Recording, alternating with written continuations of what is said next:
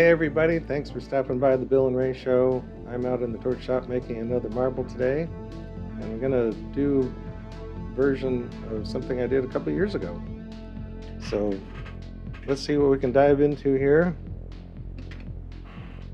I'm going to start out with a 12-13 millimeter rod of clear, and I'm going to make a, let's see, what am I making first? I'm making a ribbon cane first.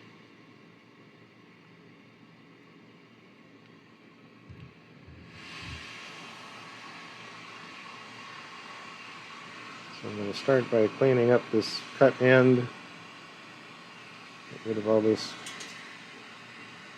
bubbly, messy glass.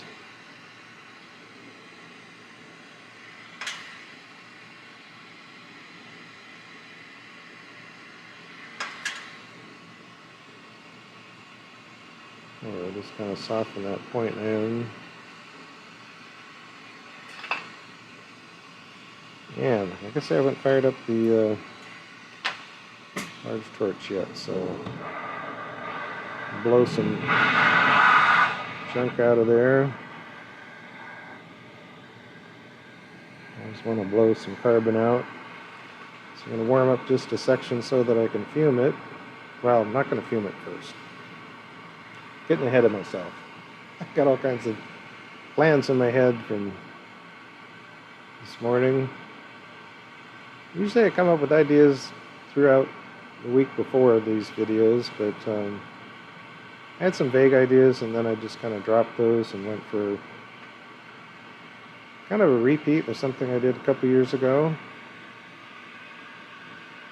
So I need to start out with a little block.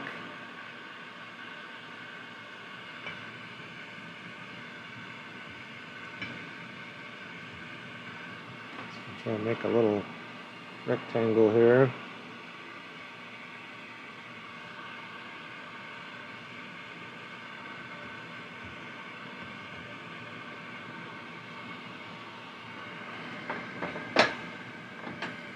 Alright, then we've got some blue spruce.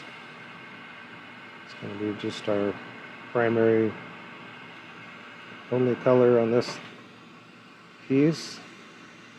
So I need like 3 inches of ribbon cane, so I'm going to make about 2 feet of it just to make sure I have enough.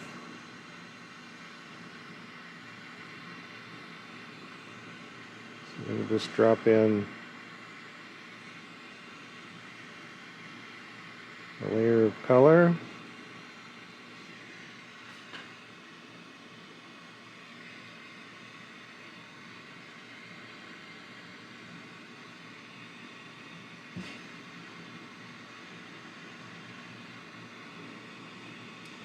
And melt that in, flatten it out.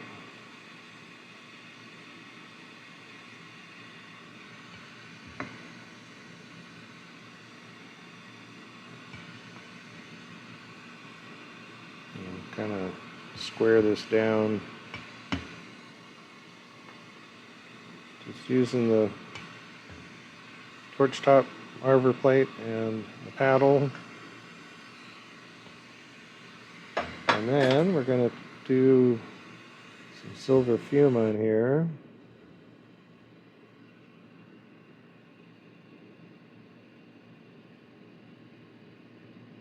This is a new bit of silver, so it's going to throw a bunch in a hurry. And we'll go ahead and kind of cook that in just a moment.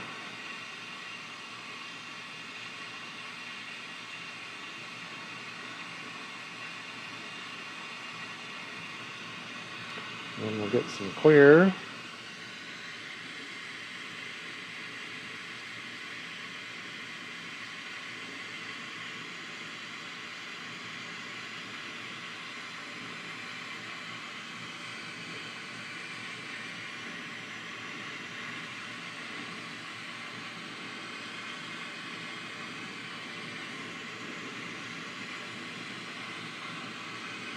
And I'll just push in line by line clear to fill in,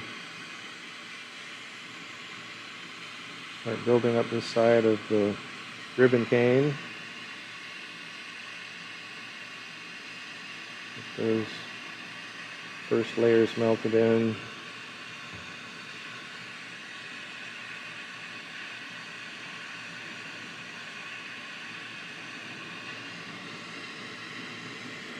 And we need to build this up to kind of match the amount of clear that's on the other side.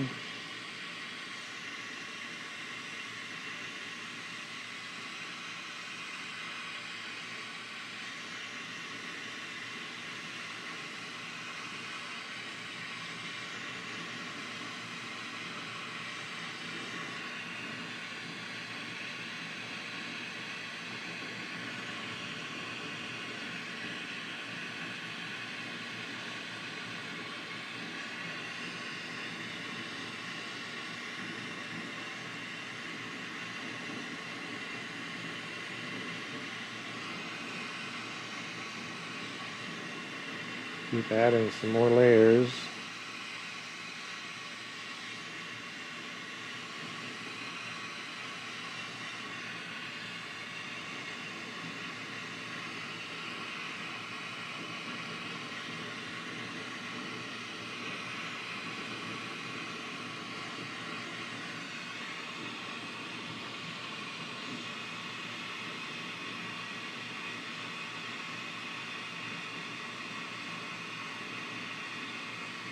That might be close enough. Do kind of an equal proportion.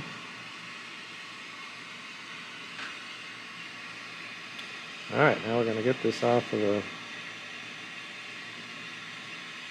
12 millimeter rod I started with. We'll just get a handle on here, kind of burning out some fume that spilled around the outside of this.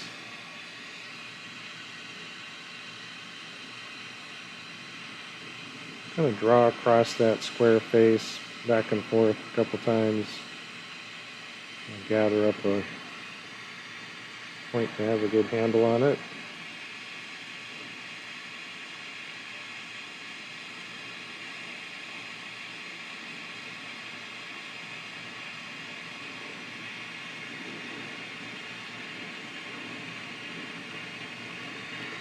Okay, cut that loose. Grab another handle. And start bringing this into our twisty cane. Well, I hope you guys are doing good out there. We got a beautiful day. Springtime in the Rockies here. Grass is green. We just had some moisture. We've had some cold temperatures though. It was still dipping down to freezing this morning. But it's going to warm up today, and clear skies, no wind. Birds are chirping, the bees are buzzing, the bunnies are hopping, the chickens are running around doing their thing, getting bugs, hopefully.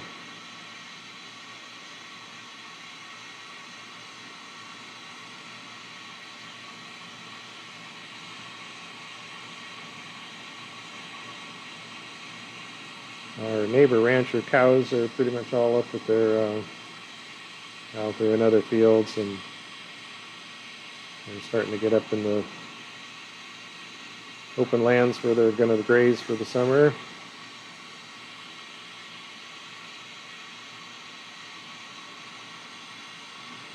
Don't quite have the sprinklers running yet.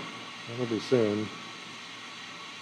So I like to get the ribbon cane kind of put together into a barrel with a little bit of twisting going.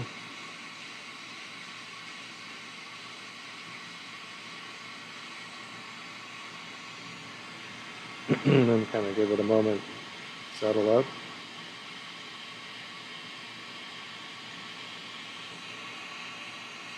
So I start on one end, I start on the left-hand side. I start drawing a little bit of tension. Start twisting like crazy.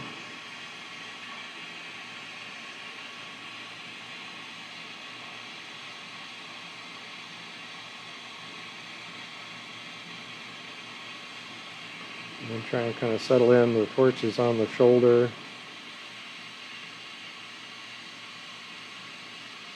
And not doing a very good job here keeping consistent diameter and twist, but that's the idea anyway, is to keep trying this out with consistent turn-ins. And keep the size on point for what you're after. Classic ribbon cane twist, the diameter of the cane will be about the same as the crest to crest as you're looking at it of the color pattern. So you're going to have this box shape.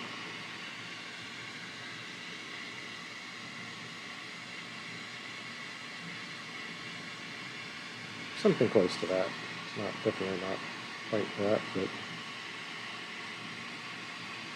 okay, cut this end loose. Grabbing the wrong tool.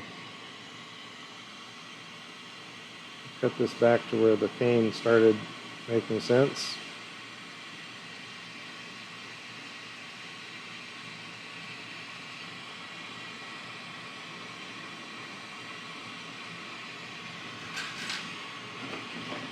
And that will be ready to roll when we get there. Get our handles cleaned up. So they're ready to go to the next step.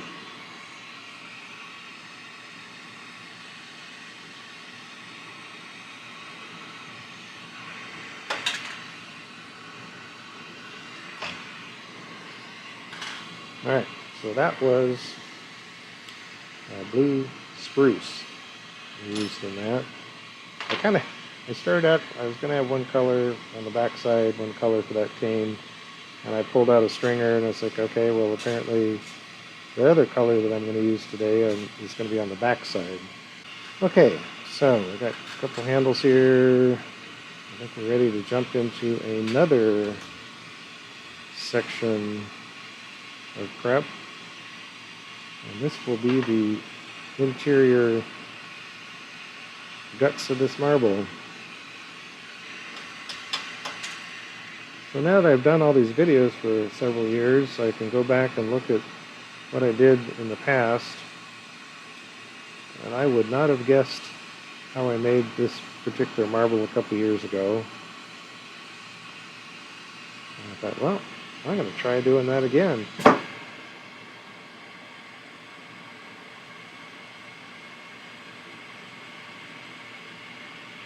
we're going to heat up a bit bigger piece of glass here.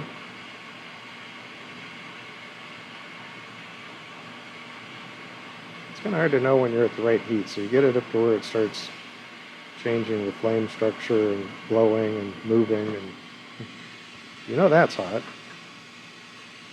Let it cool down for a second.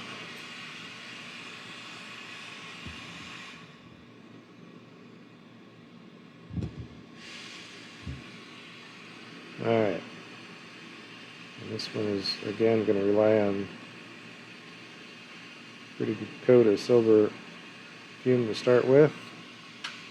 And we're going to fire that in. And a nice big gentle flame.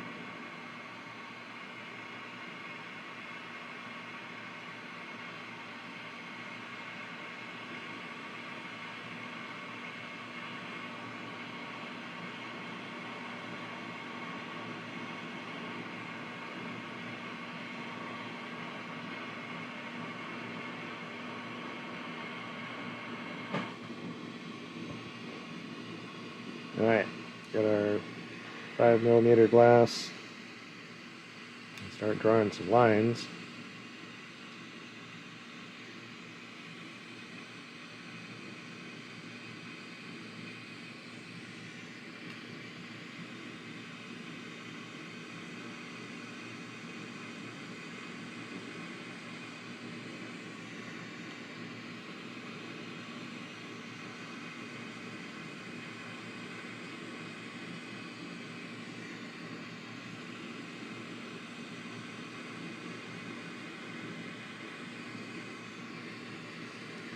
Now, got 4 lines down. Try and go in between here.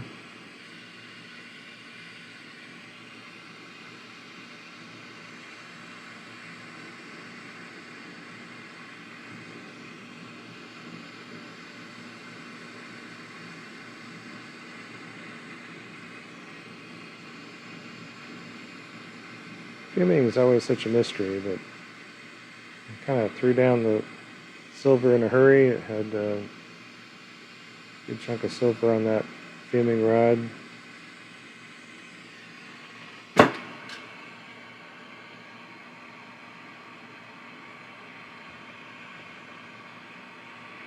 And so it splashed on there, and then by burning it in, you've got different zones, different amounts of silver.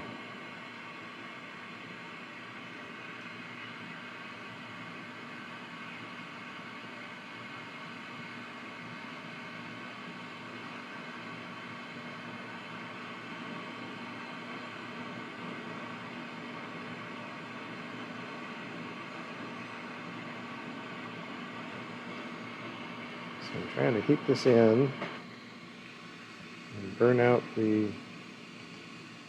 excess fume without distorting it too much. So we'll get a handle on here.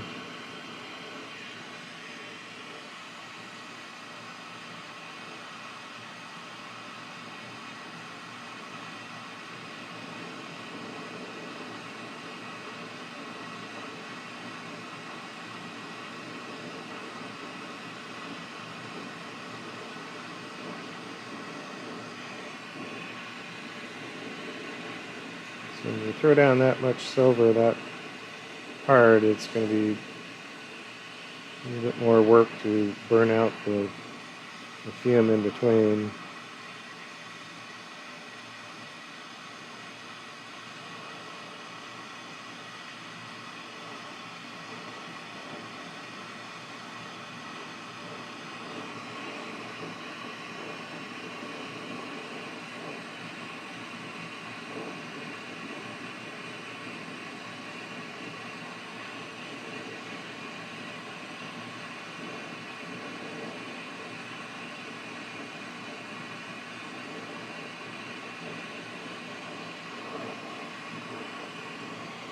It gets pretty hot, so it kind of messes with our lines.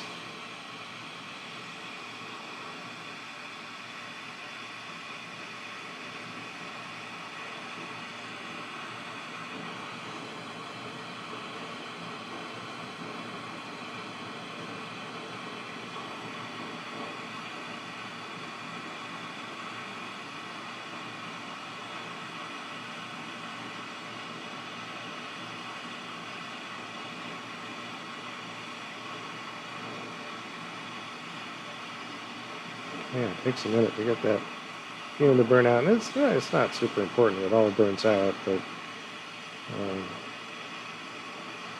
trying to keep this kind of open pattern helps to define the results that we're going to get to eventually.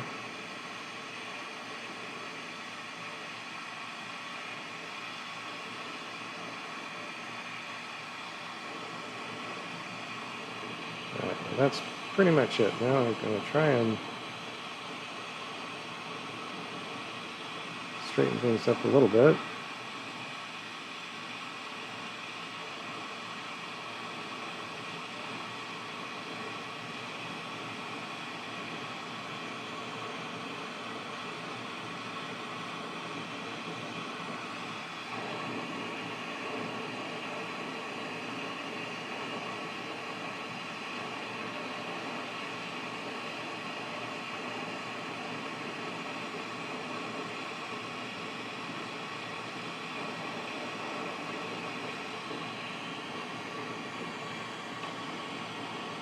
Alright, a couple little steps here trying to get things back in more or less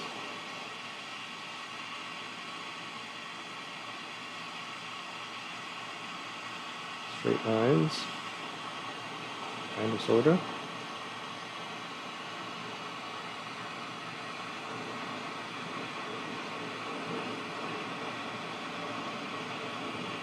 Alright, now we're going to do gold fume.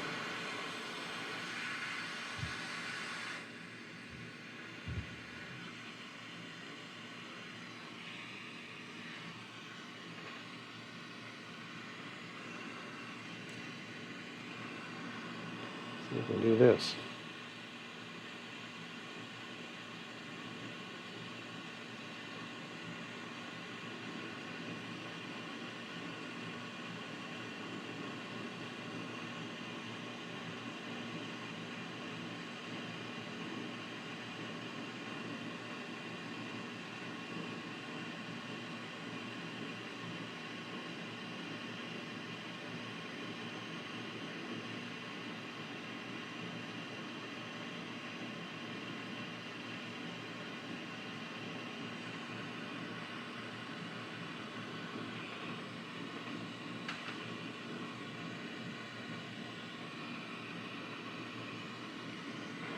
Okay, well, hopefully it's... let's try adding a little more there.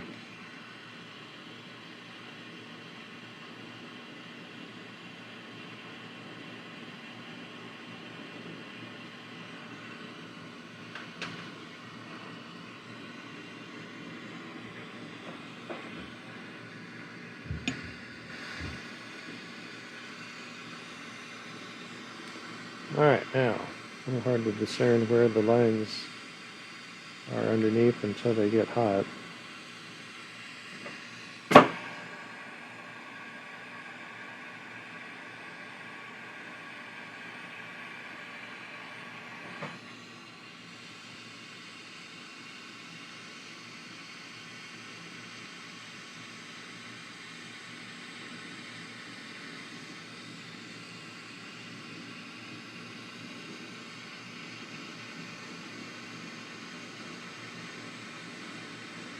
Trying to follow the lines I had in here before with the silver.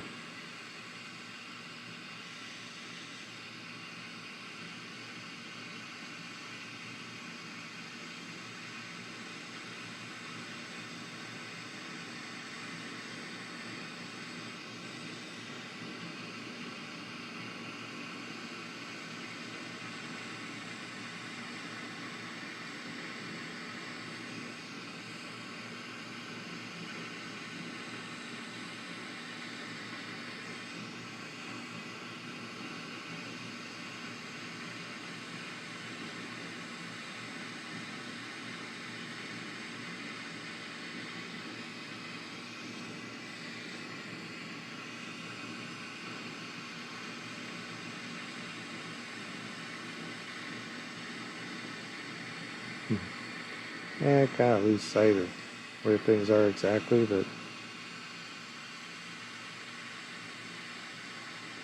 that's okay.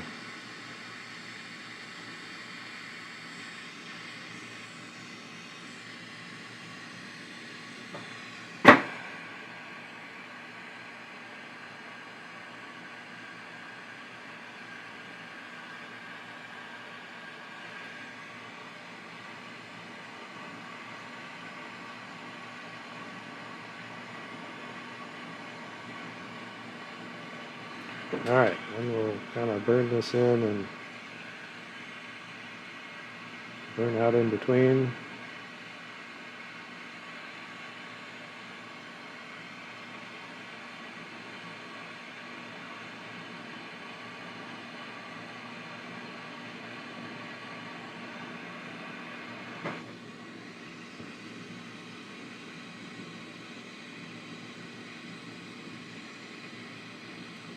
Handle on this end. You can kind of work that end of your rod and get it pretty hot and keep under control, but once you get kind of a section sticking out and you're trying to work past that, it's pretty hard to control. So just grab a little handle and put it on there and take a deep breath, chill out. It's all good. We're making progress.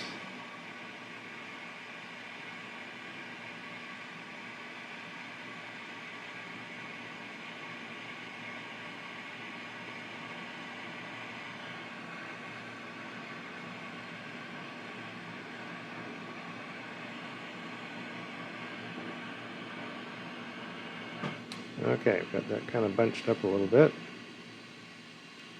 I'm going to cut off this rod and get a handle on this end.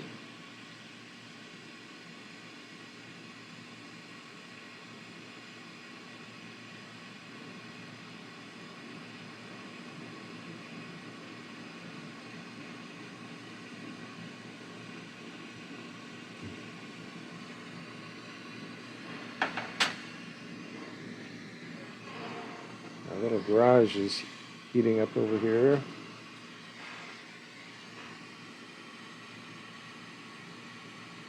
Our little curling iron garage. This is going to be a center feature piece, and it's going to marry up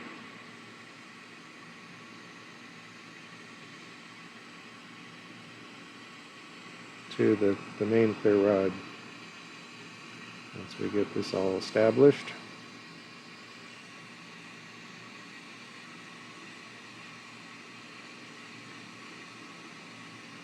Kind of off center on this end.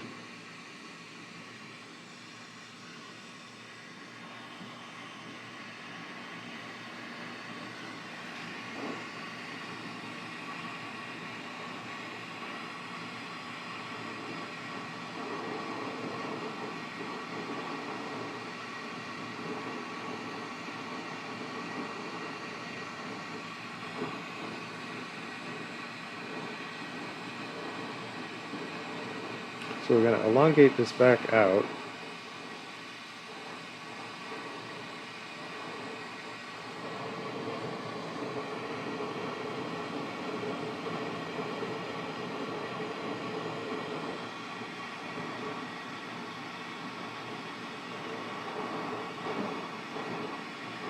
All these silly little manipulations. A lot of it may seem like, well, what's going on here? What's the point?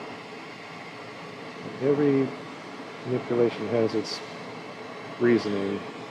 So we get a little bit longer piece. Now we want to end up this collapse down to our central focal element.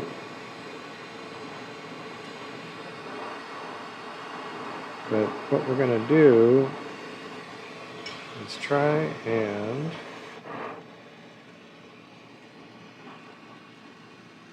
get little sections.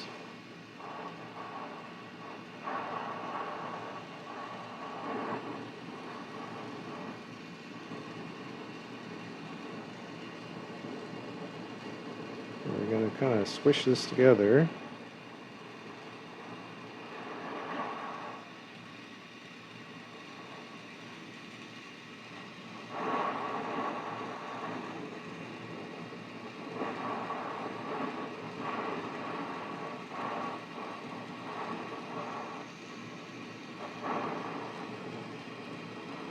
So I'm kind of rotating and squeezing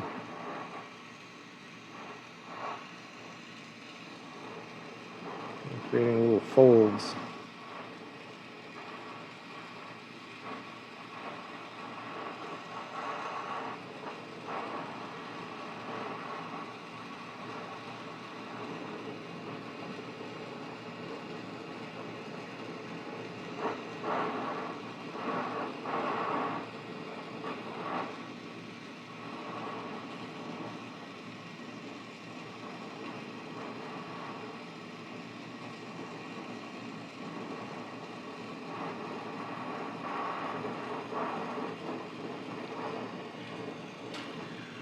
So this end is going to be the end you're looking into. So we want this to be nice and clean, but hopefully be a bit of a window.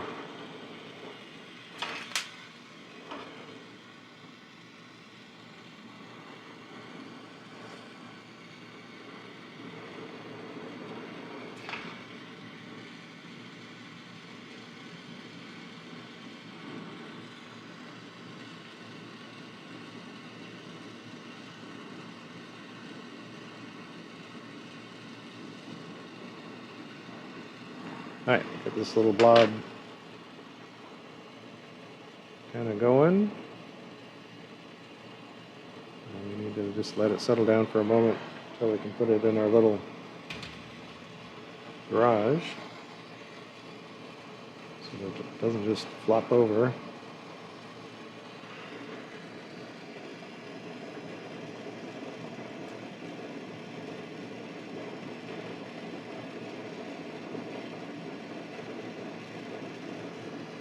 think we're all good in there.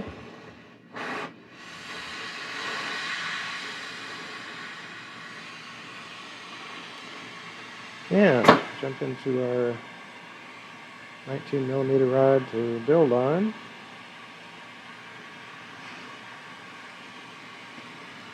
Well, we're getting there, making progress.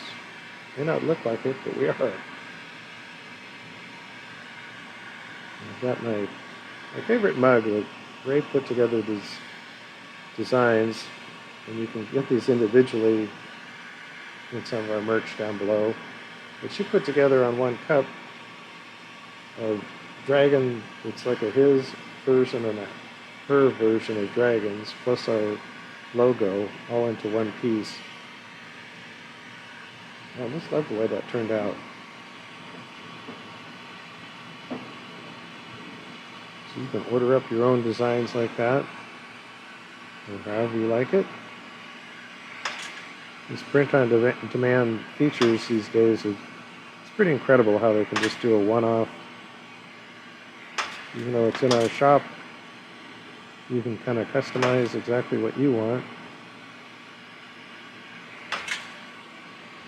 And they'll make one up and send it out to you. Kind of cool technology, really.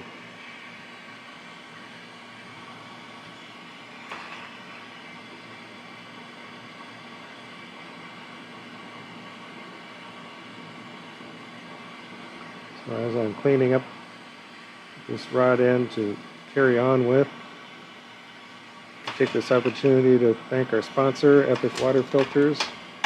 There's a link in the description below. Go to their website, check out different water filter systems they have, and if you make a purchase through the website using our link, you can help out the channel.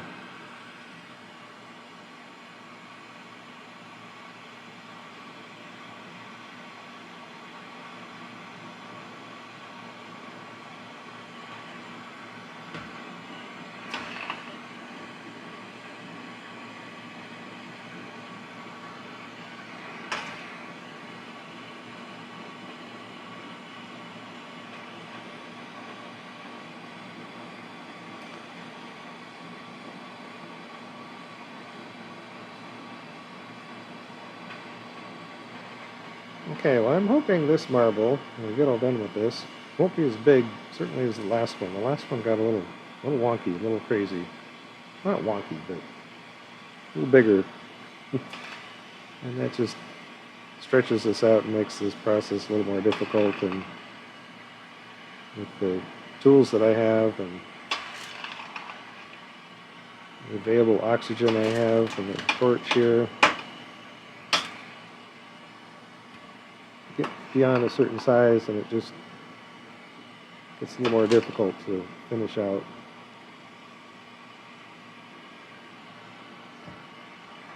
So just trying to get a good gather of some clear glass,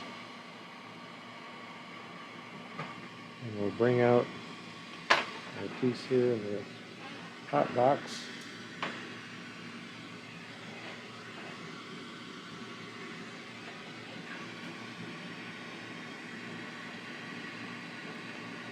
Drooped a little bit, so first thing I need to do is try and get this back on center.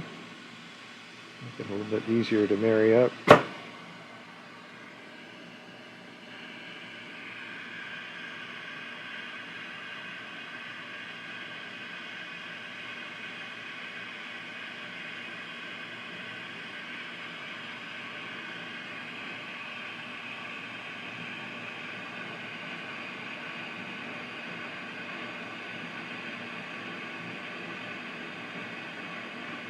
And you're going to touch these pieces together, and I do so pretty carefully. You don't want to just smash them together. You want them both pretty dang hot. So we're trying to slow down and just touch.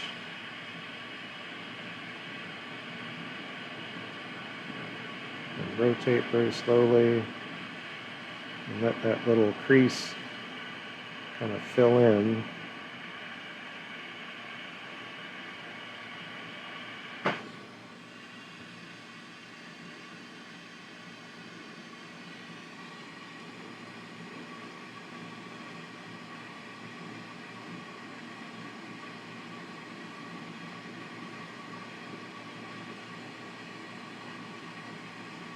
Okay, I can cut this handle loose. It's pretty limp there at that point. Now this is kind of backwards. I need to turn this into a cone-shaped end. But first I want to get this wide end to come back.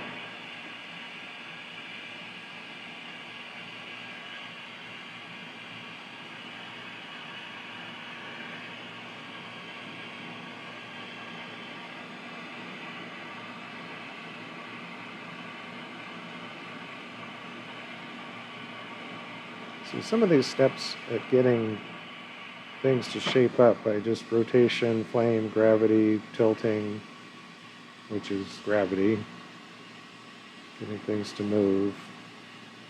We kind of do one set of maneuvers and then we need to let that stabilize so that the next step that we manipulate, we can focus our heat and our efforts in one specific place.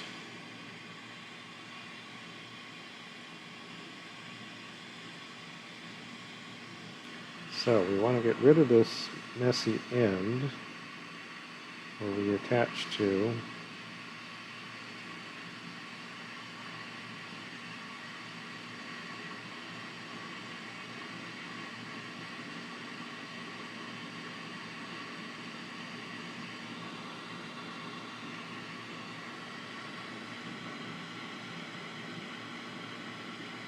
Now, unlike the other end, this end is going to be the end of our vortex, so it's going to taper out. So you can start shaping this.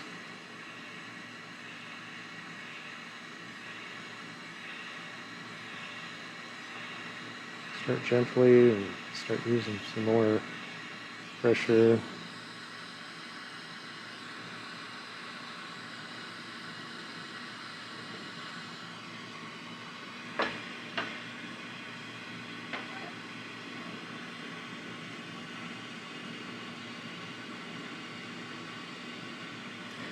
I'm trying to get kind of the right heat base to pull on. You kind of set up, and then when you pull on that, it'll really help shape it.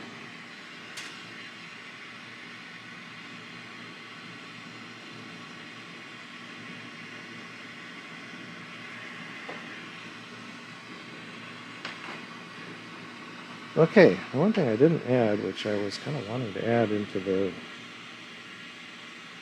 core there, it's a little bit of this IO star, so I'm going to break with my game plan and add this in now.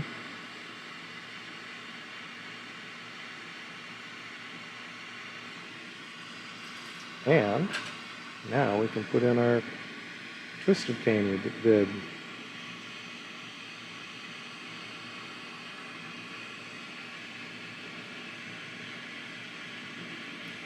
So just let the torch heat up the twisted cane, so you're laying it down where it's pretty fluid.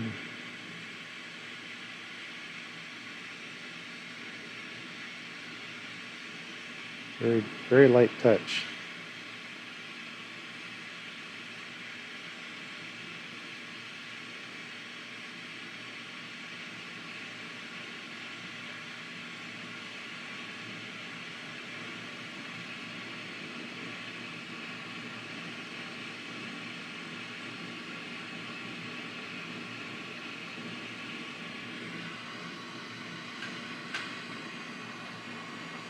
All right, we're coming together. That's pretty much all the main interior stuff we got going on.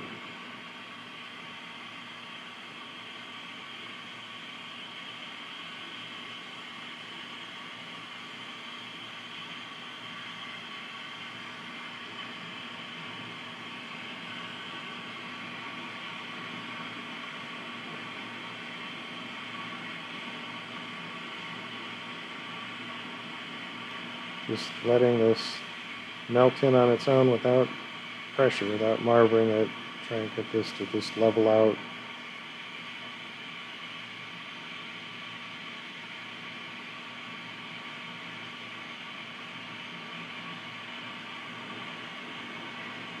At least until it gets pretty close. Then we can kind of, again, kind of let that core settle in a little bit.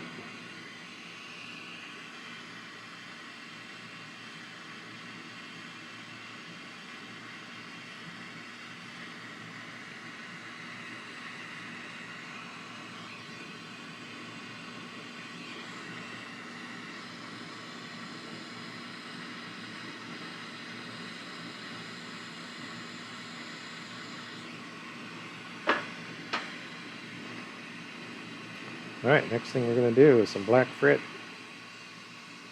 to make our base.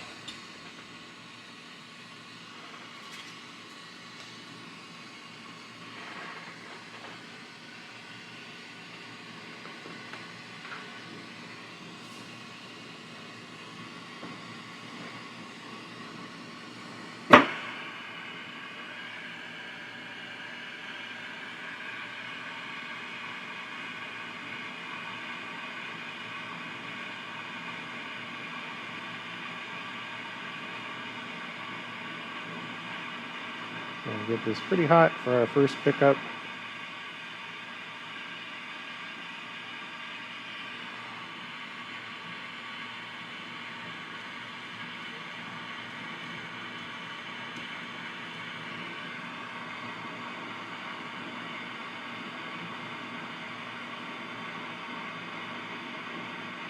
As we heat this in, we're going to do this kind of section by section where we throw some extra heat.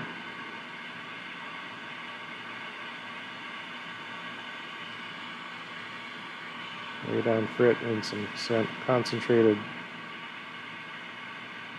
sections of the cone.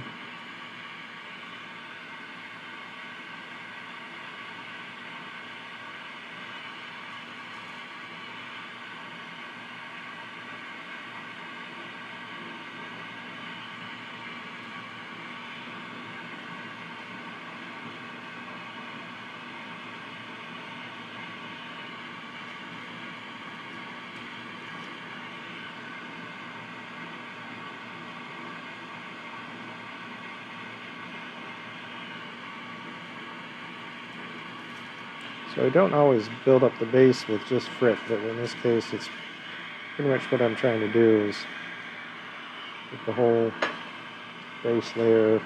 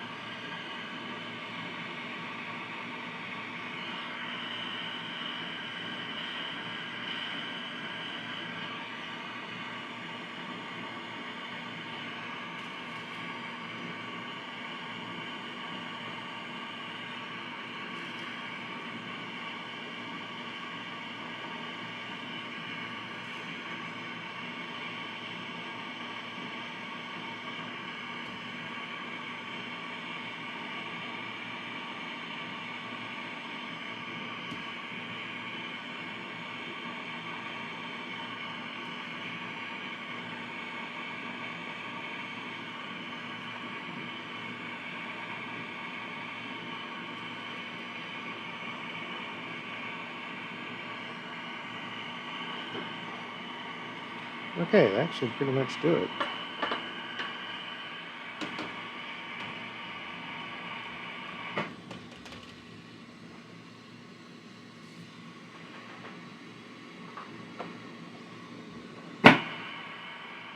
Yay! Making good progress now.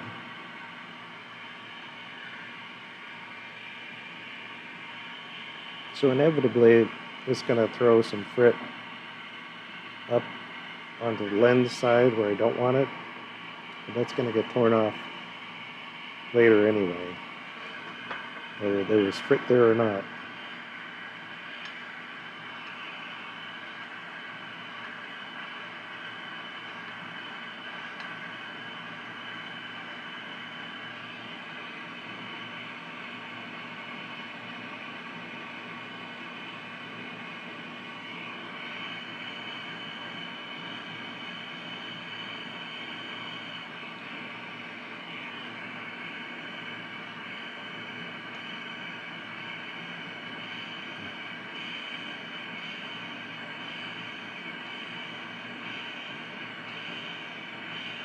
Working my way back from the point, and to kind of condense,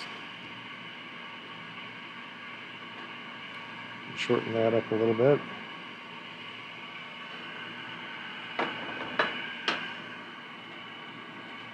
All right, I think we can move on. So the next thing is going to fume some silver on this back side.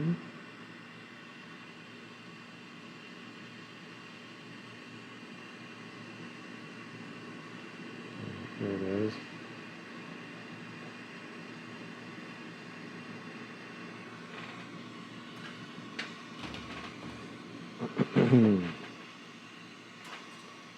Alright, we're done with these guys.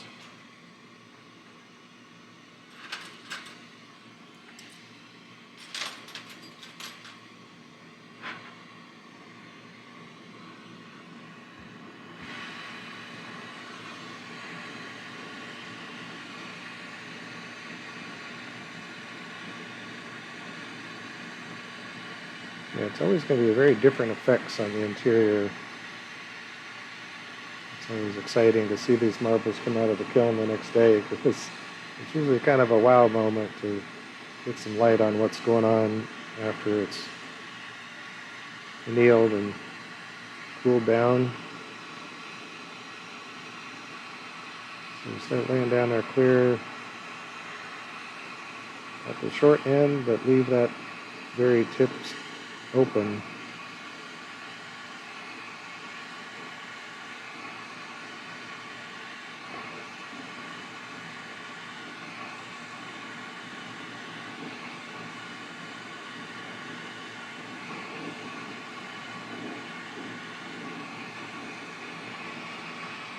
Okay, good time to make sure you're breathing. Hopefully listen to some good tunes. These days I tend to be into a lot of dark techno stuff, but without lyrics. Not like old-fashioned rock and roll. But I'm trying to be in a pretty chill space, not a hyped up rock and roll state.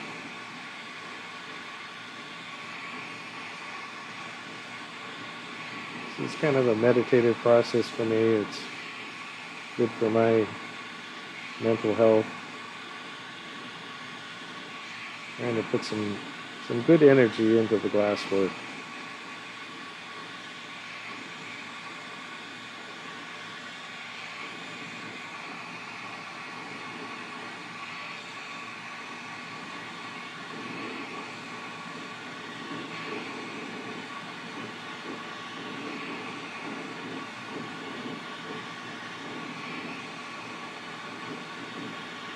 But this does take a minute. This is kind of just a repetitive process of building up a good chunk of mass. This step has a lot to do with defining the ultimate size of the marble.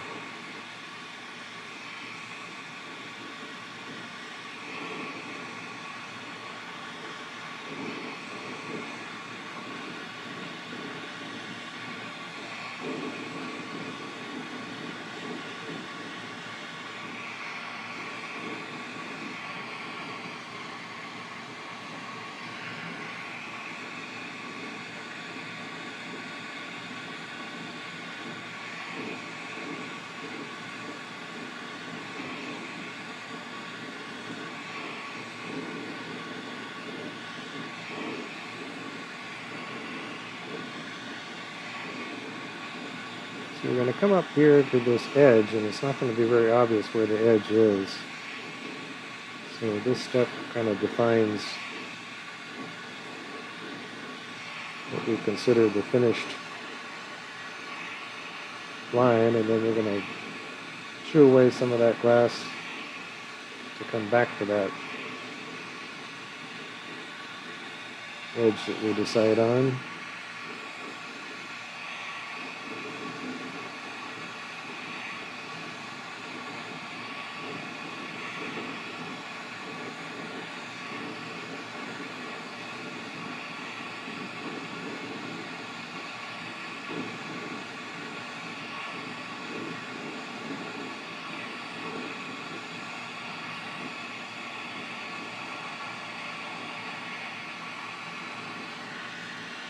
Okay.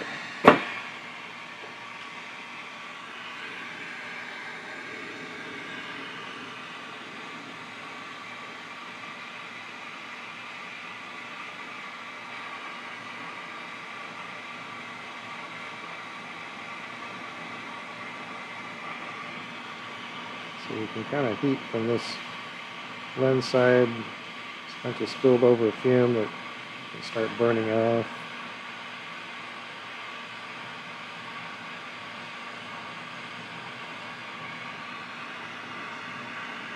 And then out on this very end, we want to make sure we push back that clear and expose that spot of color off the end.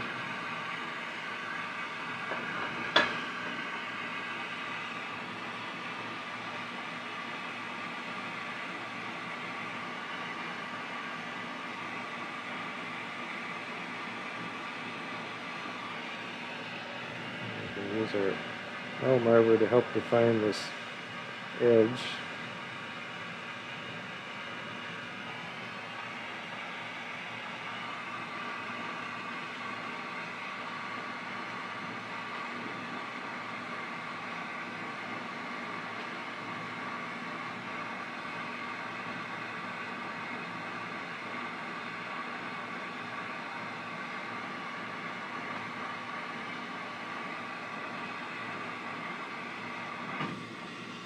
I can go back to building up some more clear.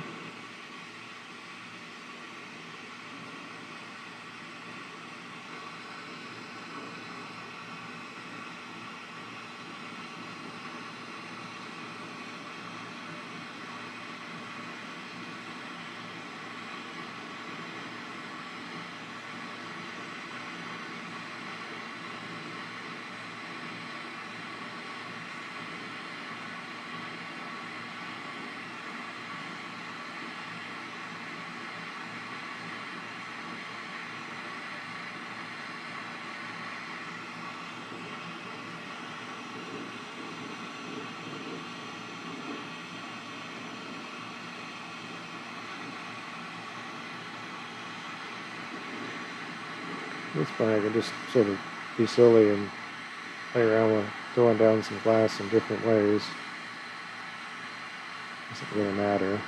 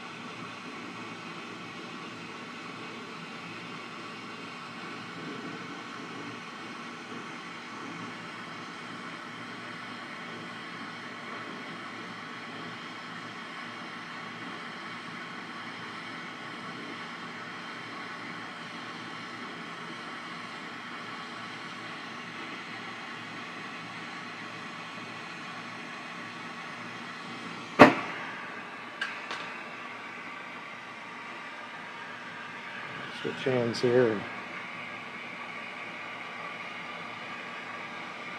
give this arm a bit of a rest.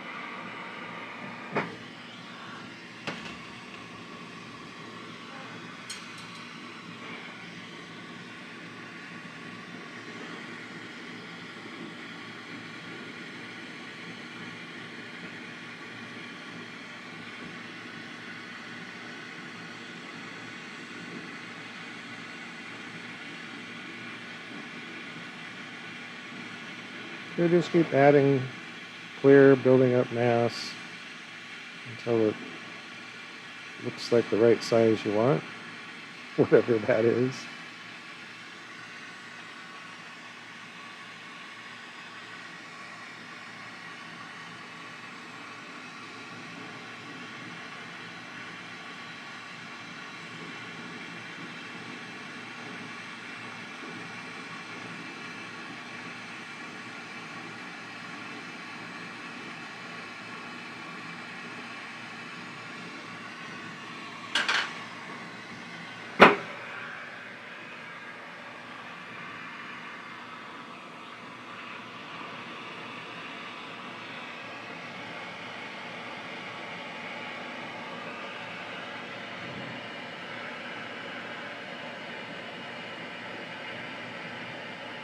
Kind of giving it an angle up like this to, because the cone I had was fairly long, so all these steps as you add glass and condense it in, the angle that you have things held at helps start shaping things.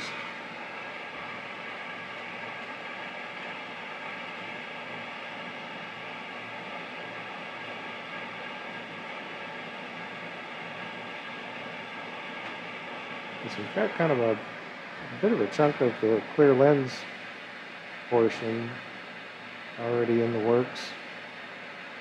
So at this point, we have to kind of think about getting this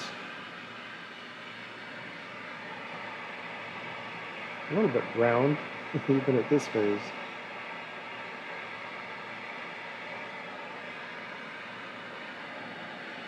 So then we'll go just kind of more horizontal. I'll let the glass just naturally ball up.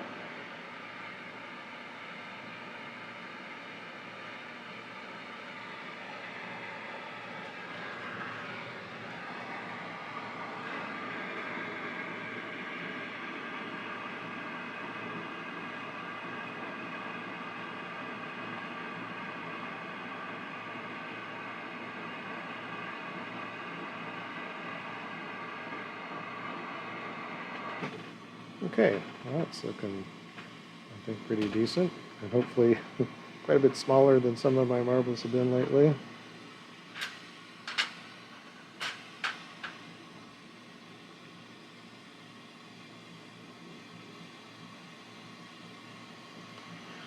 So just giving this a moment to firm up so it's not flopping around. I'm going to start out with Silver Strike 5 for our backside colors.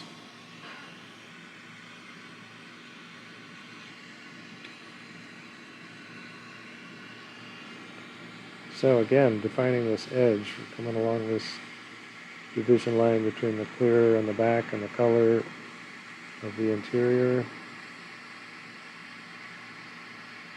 Just draw right along that edge.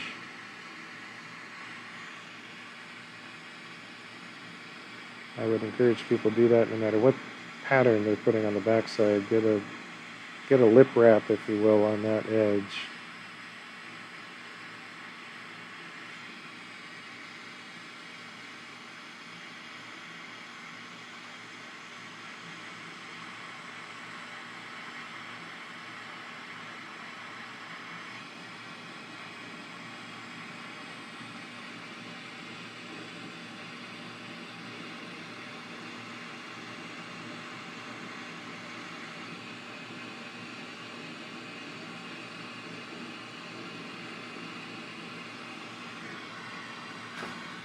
Alright, now that I got my colors all mixed up, I think this is blue spruce. I had deep blue and blue spruce, and originally I was going to do the blue spruce on the cane, and I wound up pulling out this stringer and thought, well, I guess this will go on the backside.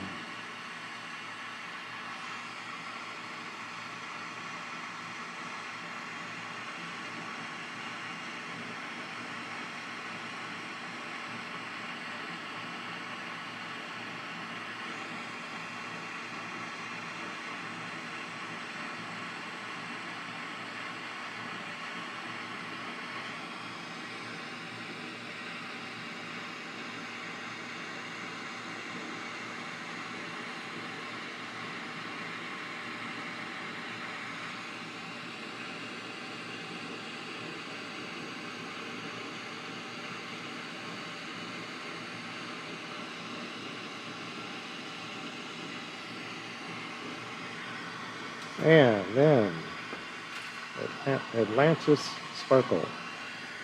Pretty sure that's what this one is.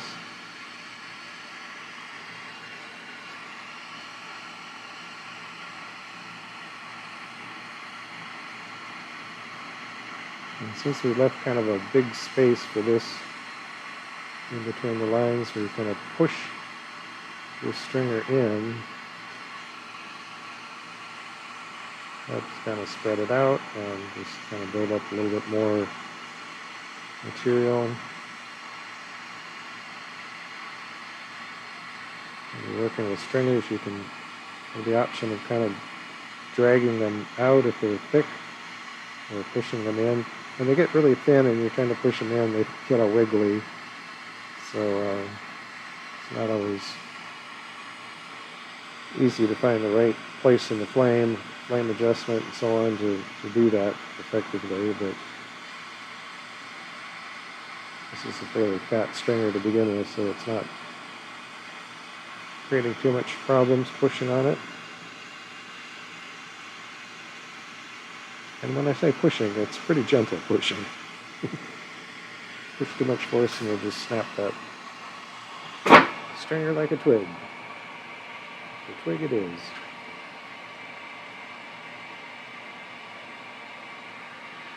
Okay, we got to melt all that stuff in before we can go on.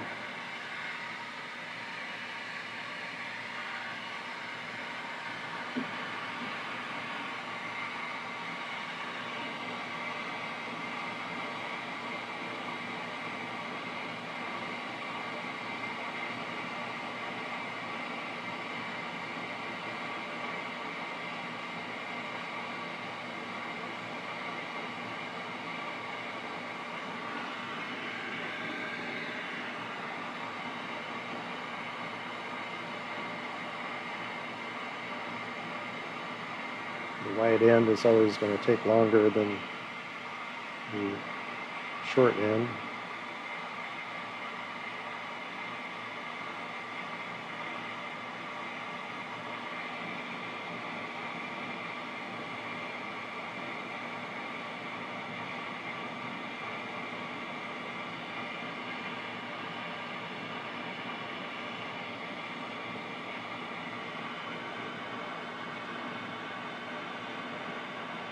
And so many steps like this, it's you don't want to rush it. You don't want to shortcut this.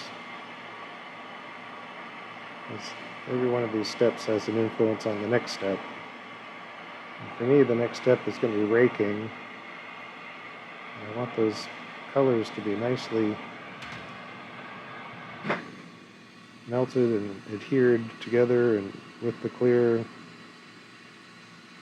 Need good cohesion of materials at this next point.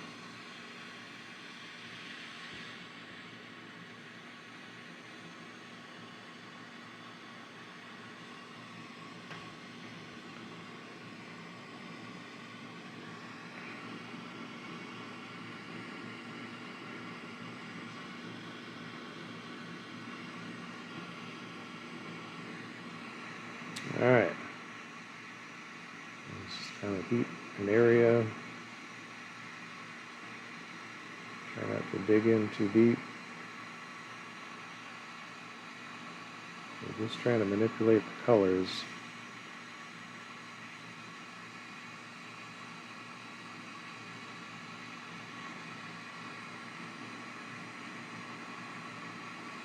And this is where it's nice to have asbestos fingertips. You're up kind of close to the heat and you can't get away from it for a while.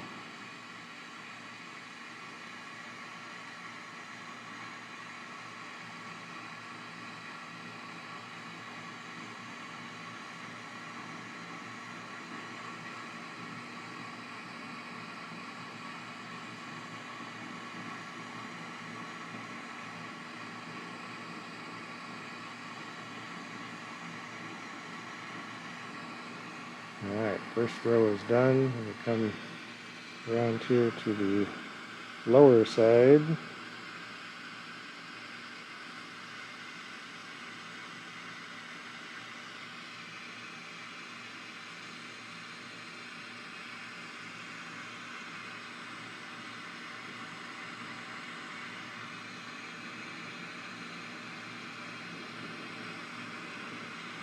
try and come all the way up to the first row of raking so that I can kind of incorporate the two together.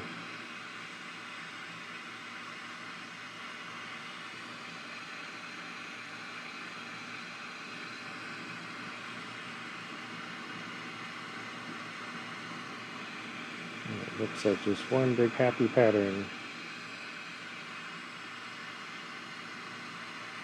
Come down here to the end, pause a moment and pour it out with heat.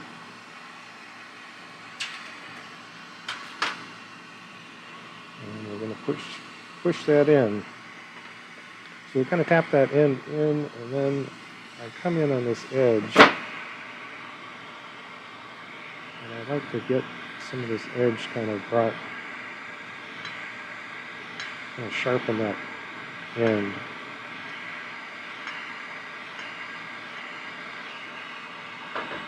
Just a bit.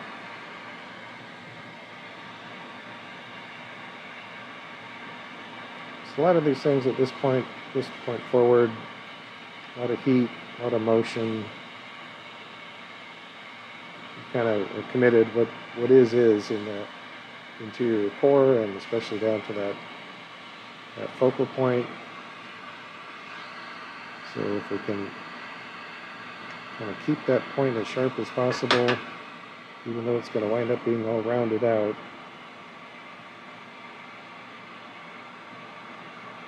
I think that'll help.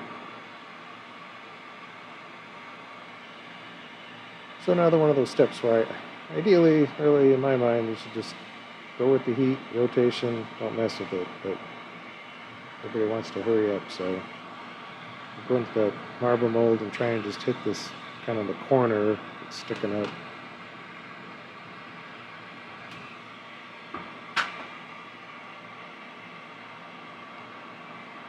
So I tried not to mess with the very end.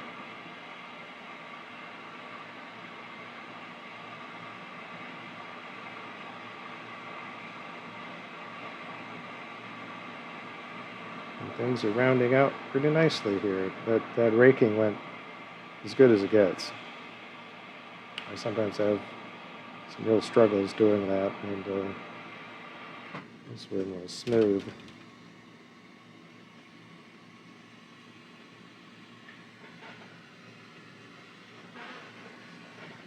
Man, I might run out of coffee before this one's done.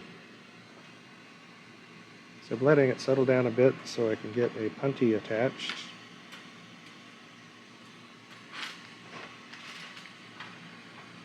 Oh, we're done with all this stuff.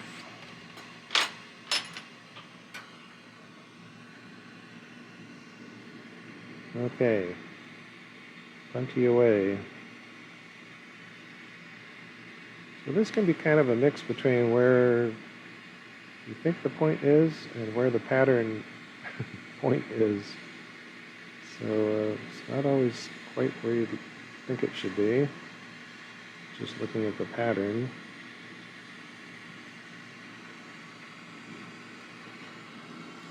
So try not to stress about that.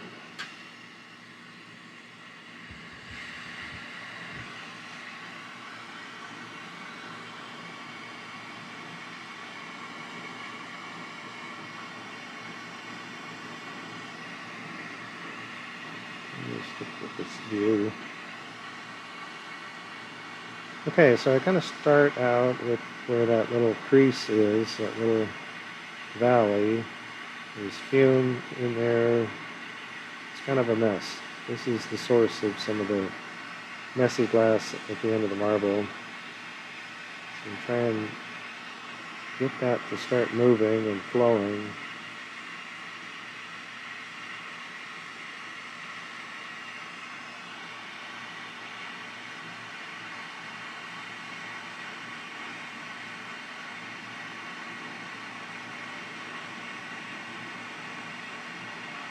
You want to avoid anything that even remotely resembles a fold in the glass or some funky line in condensing this. You can switch to some big fire and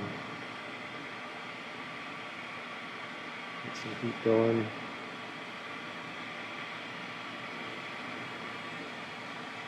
So somewhere in this phase, that line between the colored side and the lens side is going to start growing.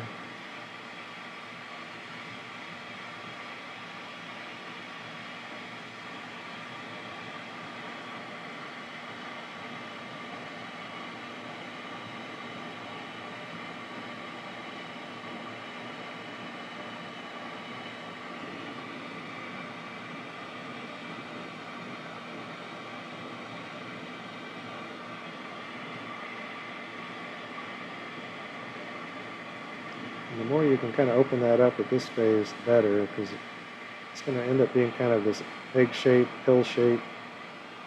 Trying to get it to a round marble shape takes a few manipulations. And then when things get a little, seems like things are getting soft and out of control, just drop down to a smaller flame. Take a breath. It's all good. Keep it under control. But you kind of need to push that edge to get things to move to where you need them to move. So now we're a little bit more focused just on the feed rod, building up some mass.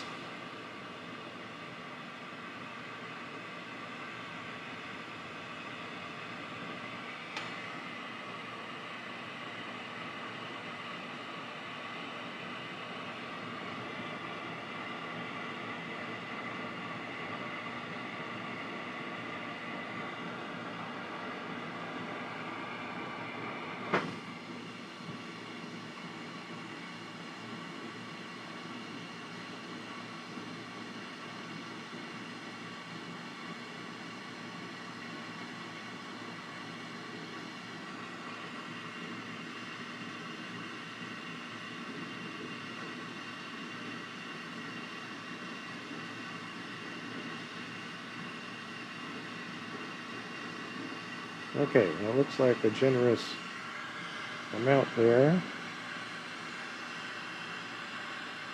Just my little cutoff roller I put together.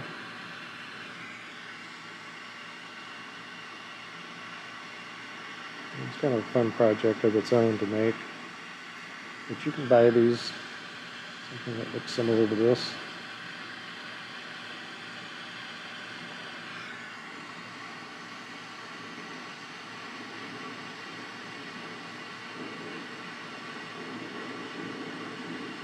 And that's just a nice thing.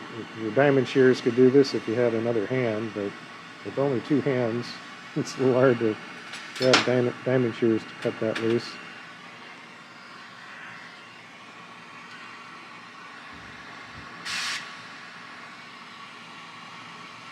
Okay, now get situated with our armrest and everything. How much rod we want between on our handle. We're going to go piece by piece and rip off this edge.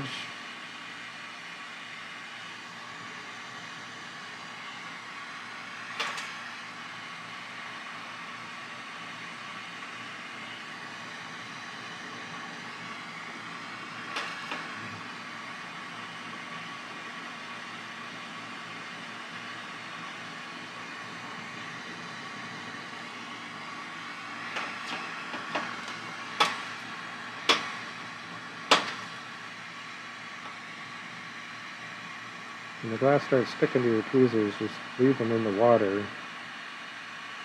until you're ready to use them. And they'll be much better behaved.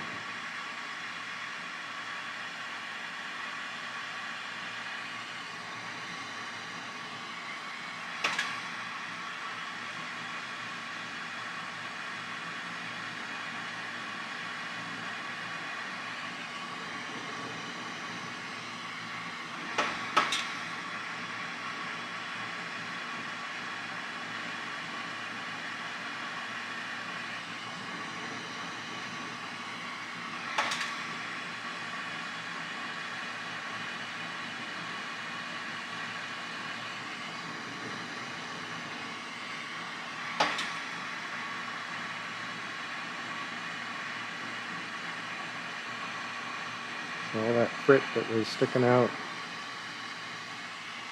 Basically get rid of it, most of it here.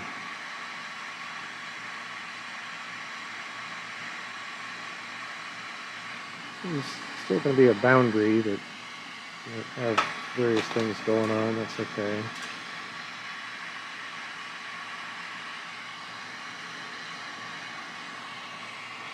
Come back around to the beginning.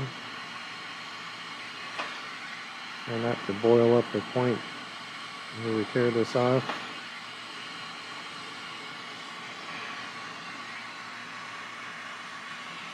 And I'm going to just kind of repeat skimming some surface glass off. This is looking pretty clean, so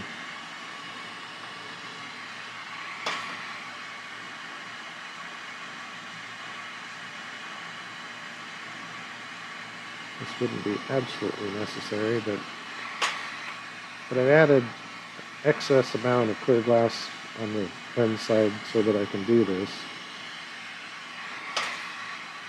And that's just a step I go through. It's an added kind of process to really make sure we have optical clarity. You know, the clear glass is going to have the occasional seed or stone in the manufactured material, but most borosilicate rod is pretty clean.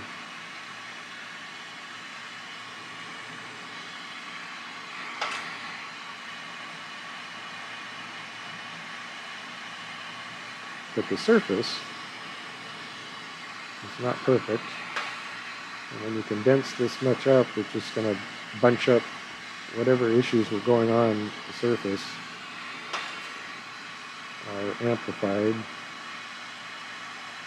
And then as the glass is sitting in the flame, it's literally chemically altering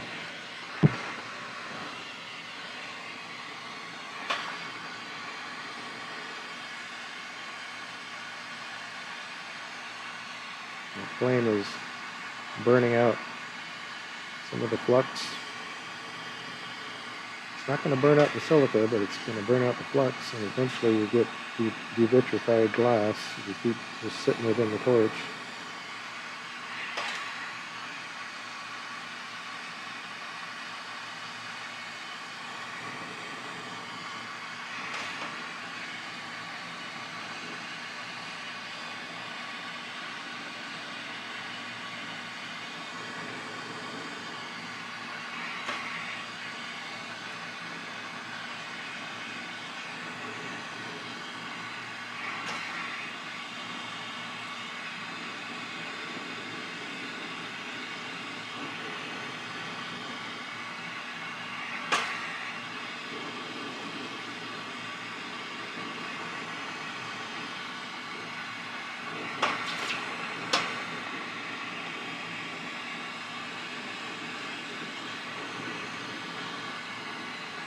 Change to some angles. It's a little awkward angle here with my arm sticking out in front of the torch.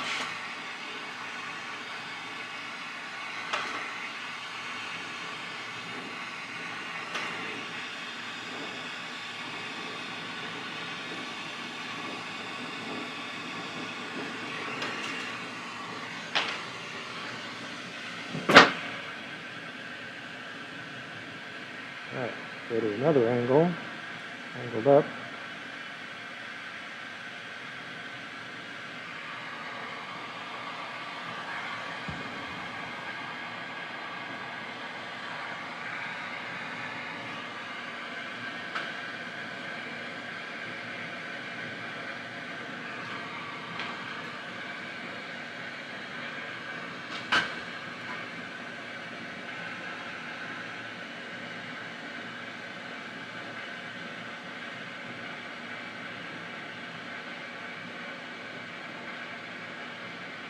So we got to convert from this shape, whatever this is, to something more like a sphere. And once that clear glass gets kind of warmed up, I like to do some fast rotations to kind of pull it.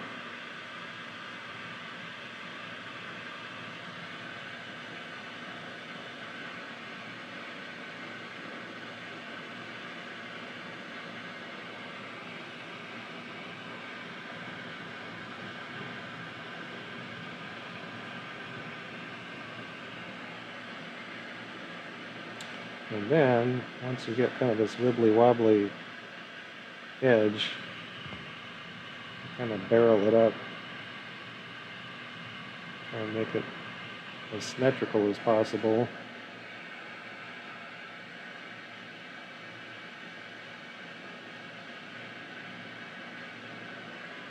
Because when you're transforming shapes, symmetry helps, and lack of texture and wobbles.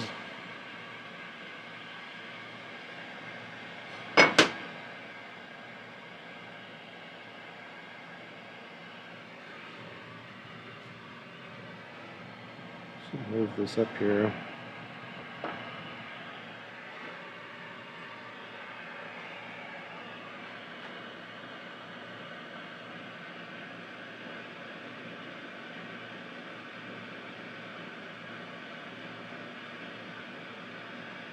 So once we got quite a bit of heat going, we can put it into, I'm putting it into an oversized mold first, and then into the 2-inch mold that's a little bit more the size of this marble. Oops. Trying to do the opposite there.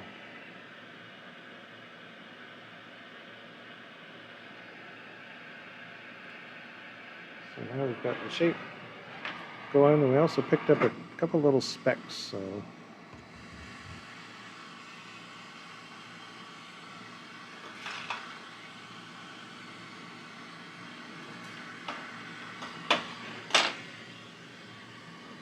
if the marble mold isn't squeaky clean, you'll grab some spots of dust or dirt.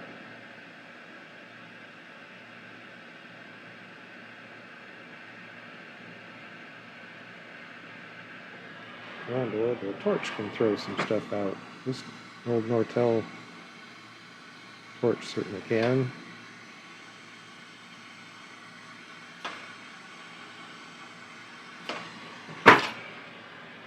Best not to have your hot glass in front of that torch when you hit the foot switch and go to the higher flame. That pop tends to throw out some carbon.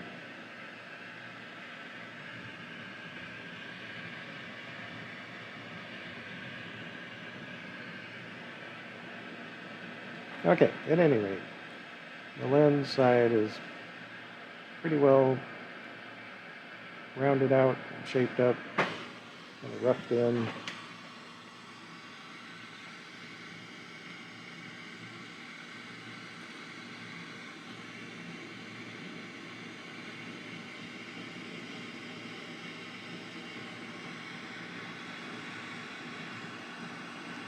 So put a puntee on this side and transfer over.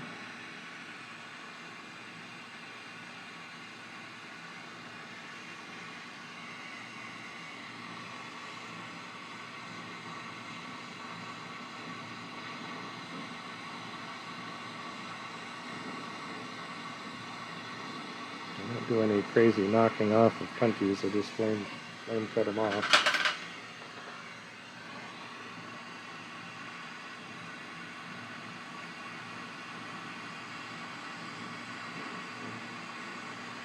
The Silver Strike 5 may have reacted to one of the colors I put down beside it.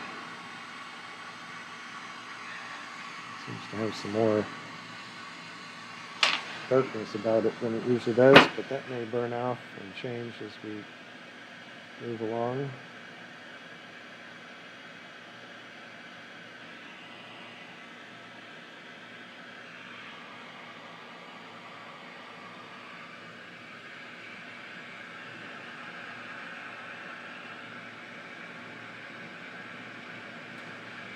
So the clear glass moves pretty easily, but this part and all the interior fume sections and so on, this moves a lot slower.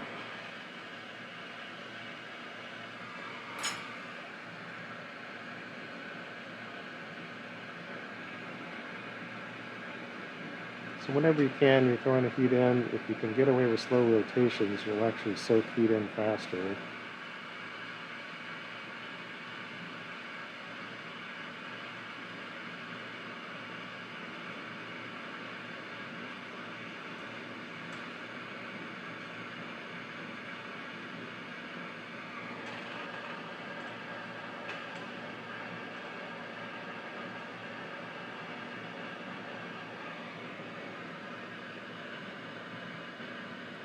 Once that's heated up, I'm trying to get some rotations of that. See if that'll shorten it up a bit.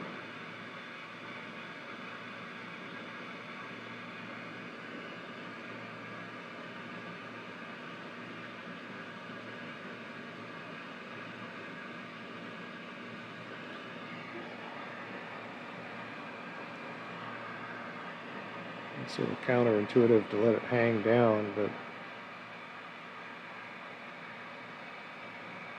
I want that heat to move through the whole marble without getting the punty super wibbly wobbly. Sometimes going some different directions helps.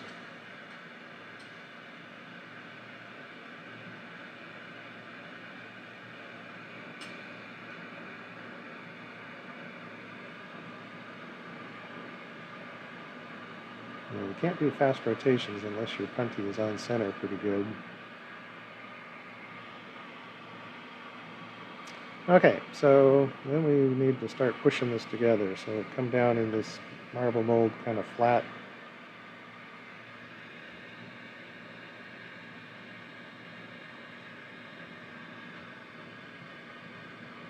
And then bring some pressure as it kind of settles in. And I left that end sticking out.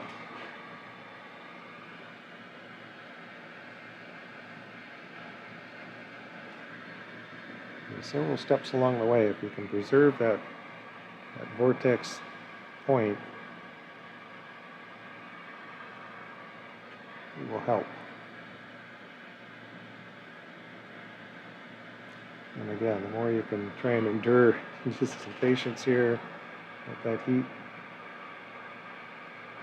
get in there and get things to start moving around.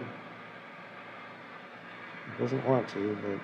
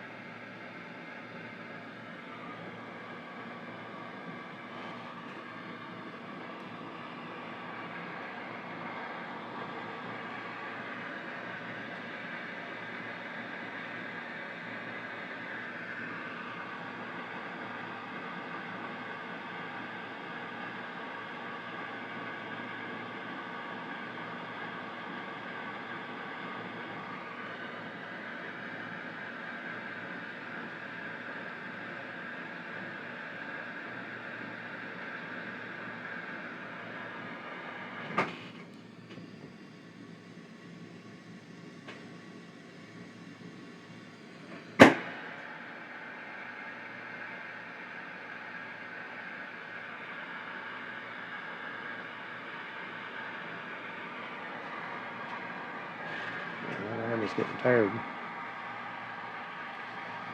Yeah, well, we're getting there. We're almost there. It'll take another couple of minutes to get this shaped up.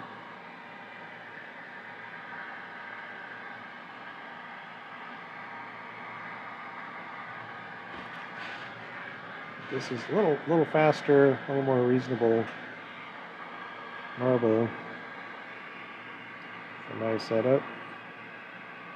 So I have a surge tank for the oxygen, and once the surge tank is getting depleted, our firepower is reducing.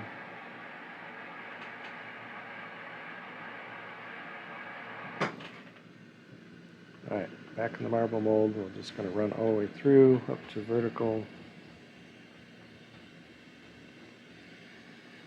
And when we're vertical, we can kind of push that in.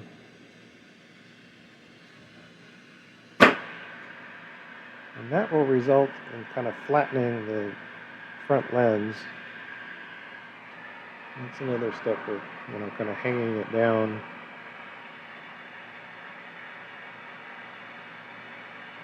Can help a little bit.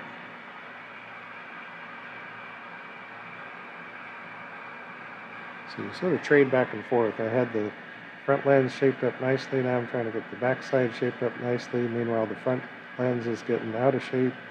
It's a little struggle back and forth, but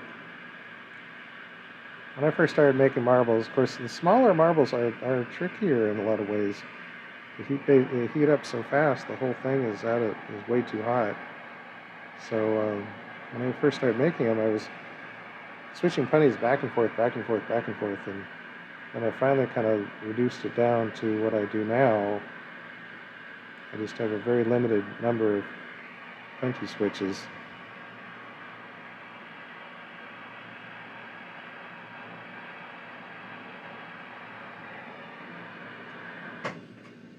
Okay, going here a little bit more gently, turning out more level, trying to get everything shaped up.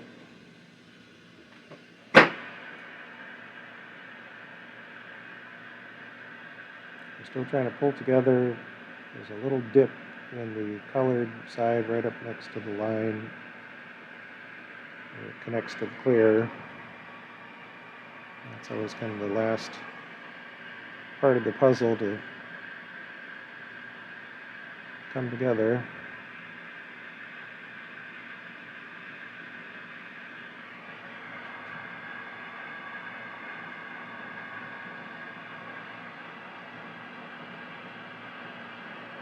This is another stretch where it gets to be a little bit more controlled chaos. It's pretty hard to keep on the punty.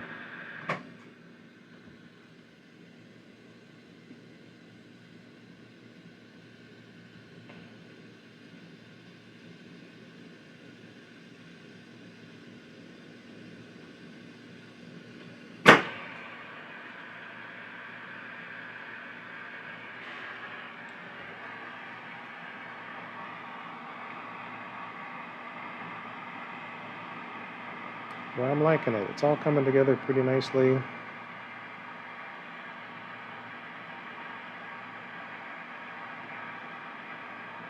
Really looking forward to seeing this one come out of the kiln. I know it'll be completely different than the one that I was kind of modeling my recipe on. You can make the same marble recipe a dozen times and they're all going to look kind of different.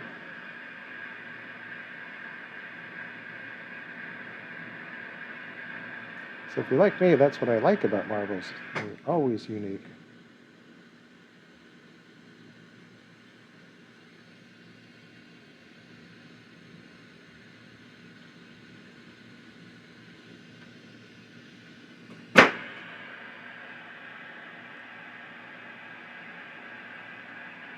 Okay, I think this backside is basically done. I'm going to do a heat and spin cycle. And in this cycle, we're going to just let it lose some heat.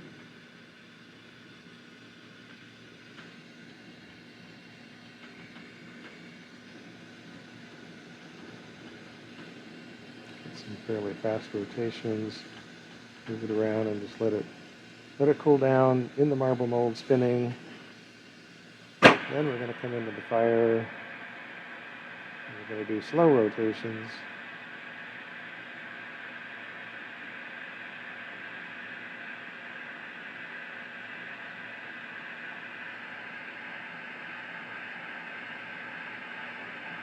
And hit it pretty hard.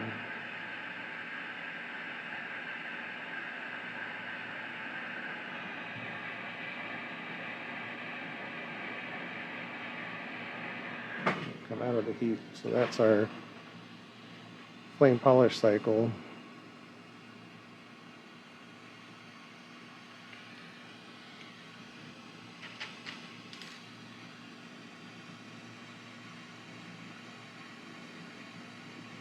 I did see one bugaboo.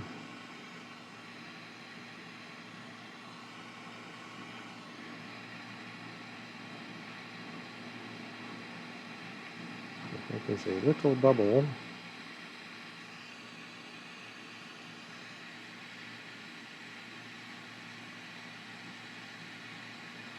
Try to soften that in. Well, that'll leave a little mark, but it's okay.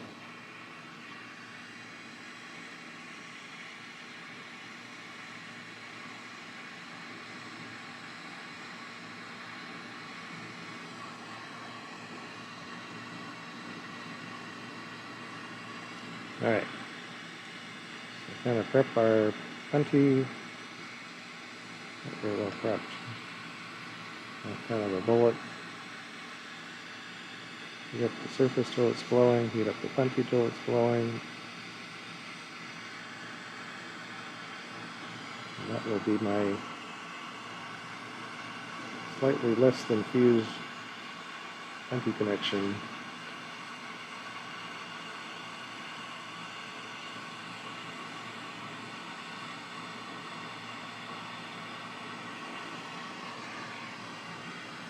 And my aim there is for a strong cold seal.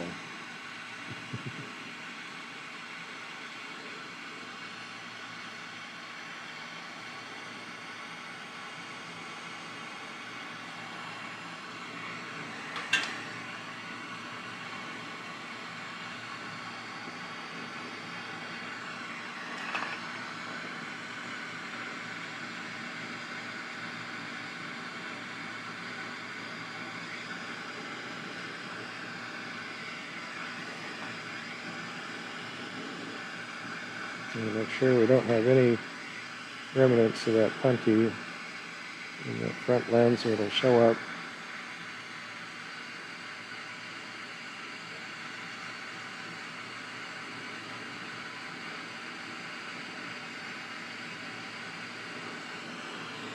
If it pretty well disappears, we should be good. Yeah, the front lens is pretty well shaped up, but it's not quite perfect. Certainly not perfect with that one there.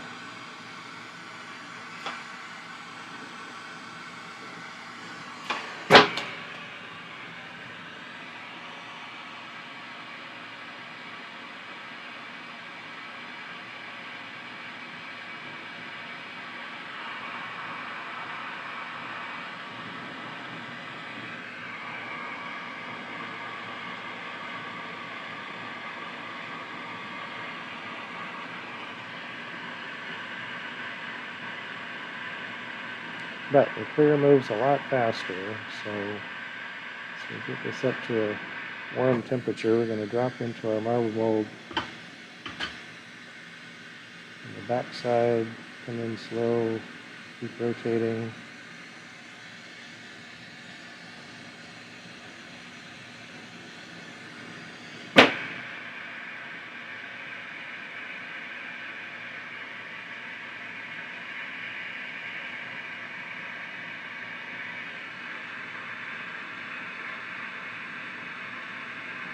The front face is a little flat, so we'll kind of angle this down.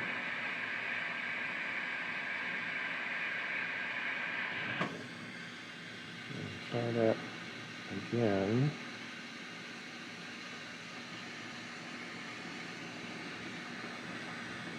So be very careful going into the marble mold at this point. We've got everything pretty well done. That filled out the very end. You can tell when it leaves some little concentric rings on that face. You got to start looking at this surface really carefully, see what's going on. Start looking at the reflections.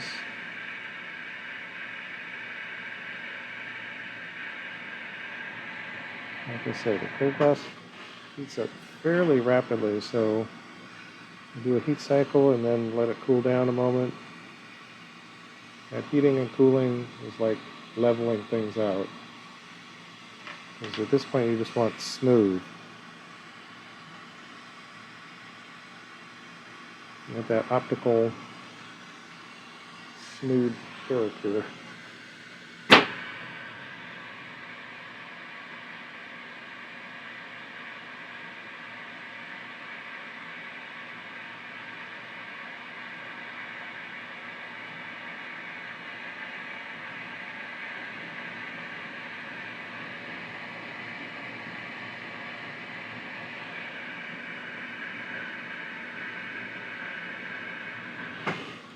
Okay, I'm going to check that out in the reflection over here. See the one little dimple where I popped a surface bubble. But you know, it's a judgment call. Because if you go after trying to fix that little boo-boo, you're going to spend another 20 minutes getting everything else rounded out. You can't just magically get that one dimple to disappear without causing distortions around it. So one little tiny dimple, that's pretty good. You got good depth, lots of cool effects in there. Okay, then we're going to wet some tweezers. I like to hang out over the marble mold in case it decides to just drop. Set it down in there. And then polish up our little punty mark.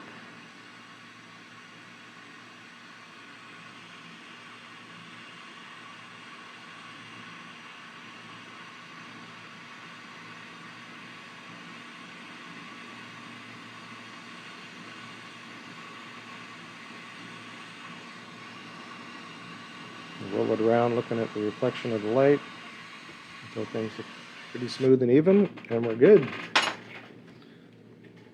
Got her done.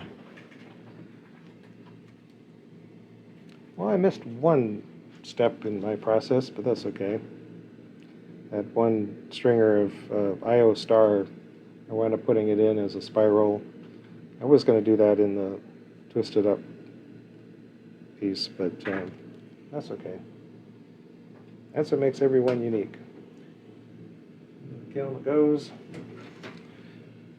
And thank you so much, everybody, for hanging out, watching any of these videos. We really appreciate it. Send us a thumbs up, give us a comment, subscribe, and we will see you in another adventure, another day. We want you to take care of yourselves, take care of those around you, and be kind and have fun. Take care, guys.